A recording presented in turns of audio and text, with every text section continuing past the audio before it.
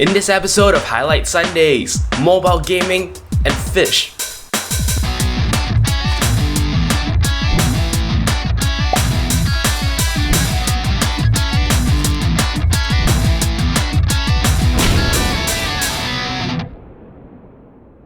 Hello and welcome back to Highlight Sundays. It is the 7th week of 2014 and here are your highlights.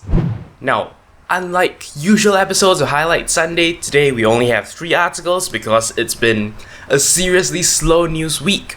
And in fact, the first article was something I didn't want to cover because I didn't want to draw attention to, but unfortunately that would leave us with not a lot to talk about. Thankfully, it's kind of PSA-ish, so I guess it's kind of relevant still.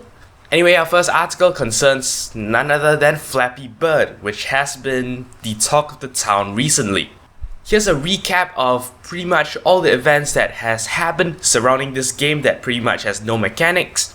Some time ago, a person released a game called Flappy Bird, which essentially is just making a bird fly through a series of obstacles and trying not to hit them.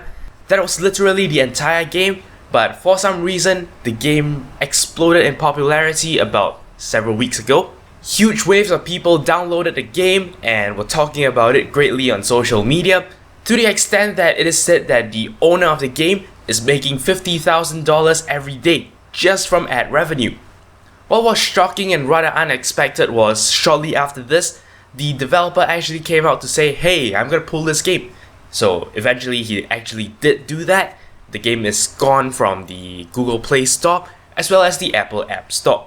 My job here is not to discuss the game itself, and neither is it to discuss why he decided to pull the game. Instead, I want to talk about malware arising out of this situation. Obviously, now that the game is pulled, people still want to get their hands on the game, and therefore they're going to other means to try to get the game. One popular and pretty amusing way people are doing this is they're actually selling their iPhones on eBay for a lot of money.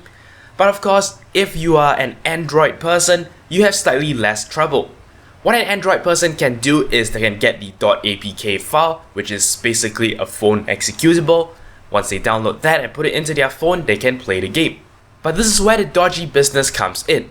And to talk more about this, we have this article from Mashable, which is entitled "Fake Flappy Bird apps are infecting Androids with malware." So here's the deal. If you are an Android user, you can actually install an external app market. Sometimes these external markets will come with things like pirated programs that you normally would have to pay for, but you can get for free there. And pretty much any other unofficial, unapproved app that somehow didn't make it to the Google Play Store, but exists there. Naturally, that's where people will look for the Flappy Bird APK, but the problem is, well, since that site isn't as regulated as the proper Google Play Store, what's gonna happen is you're gonna have fake Flappy Birds that also inject malware into your system. According to the article, some versions actually make it look like it's Flappy Bird, but this box pops up that tries to make your phone call a premium number. So of course what this means is it'll make your phone place a call that potentially can be charged a lot more than normal. I guess the learning point out of this entire story is that if you are going to install something from an external source, you have to watch out for potential problems like this. And especially if you intend to do it often, you're recommended to have some kind of antivirus or some other security measure, just to make sure that it's not doing things that you don't know. Wow, that's probably the longest session I've ever done on Highlight Sundays, but now it's time to move on. We are still actually talking about a mobile game, but a different game at least. This article comes from Ars Technica and is entitled "EA Adds Then Removes Pay-to-Win Lawnmowers in Plants vs. Zombies 2." So the issue we are tackling is a completely different one here. If you've ever played Plants vs. Zombies 2, you know that the game is pretty simple.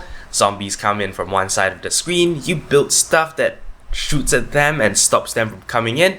If you are so unlucky as to get a zombie to go all the way to the end of the line, you still have one more means of defense, and that is a lawnmower there will run forward and mow down all the zombies in that particular line. Unfortunately, the developers decided it was wise to find a new way to milk money out of that game. Before this recent change, what happened was every time you started a new game, you had all the lawnmowers there waiting and ready to go.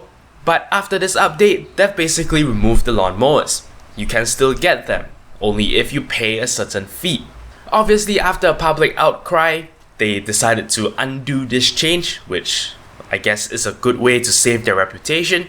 Unfortunately, not only is the damage done, this also provoked some thought about, mobile gaming in general. Obviously, I'm not going to go into too much detail about this. People smarter and more experienced than me have discussed this a lot.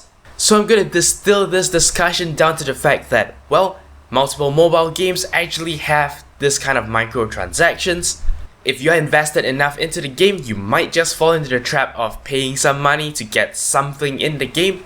All I'm saying is you should put in some extra thought to think about whether or not it's worth spending the money, and is the game developer trying to just earn a quick buck off you. Developers don't always find a good balance as to where the microtransactions start and end, and they don't necessarily balance the game such that you can play without them. So yeah, do keep these things in mind before, you actually drop money into a game. Let us now move on to our third and last article for the day. This one comes from Gizmodo and is entitled, "This fish is driving its own motorized aquarium." The rig itself is surprisingly simple. You take a radio-controlled car, you stick an aquarium on top of it, a camera inside monitors the fish, and a little microcontroller analyzes the camera footage. Apparently it decides what direction to go depending on where the fish is facing, and it just processes this information, which I suppose is the hardest part, and uses that to operate the car. I don't think the fish really knows what's going on, but this is an interesting idea nonetheless. Well, that pretty much wraps it up for this episode. I'm sorry there isn't so much to actually talk about. Just a quick personal update. I have been crazy busy. I've been juggling many projects, so if I've been a little bit slow in answering comments and things like that, do bear with me. Hopefully once these projects are over, I'll be better and more alive. I might also have to skip the next episode of Highlight Sundays as well. I'm trying to prevent the need for this happening, but in case it happens, I've told you in advance here. I'm really sorry about that. It's not something that I had planned for, but it's something I had to do, so what can you do? Anyway, that pretty much wraps it up for this episode of Highlight Sundays. If you have any comments, queries, or suggestions, feel free to leave a comment in the comment section below. Don't forget to check out the official Twitter account for this channel at twitter.com/0612tv. As always, I appreciate every like, favorite, and subscription you give me. But until next time, you're watching 0612TV.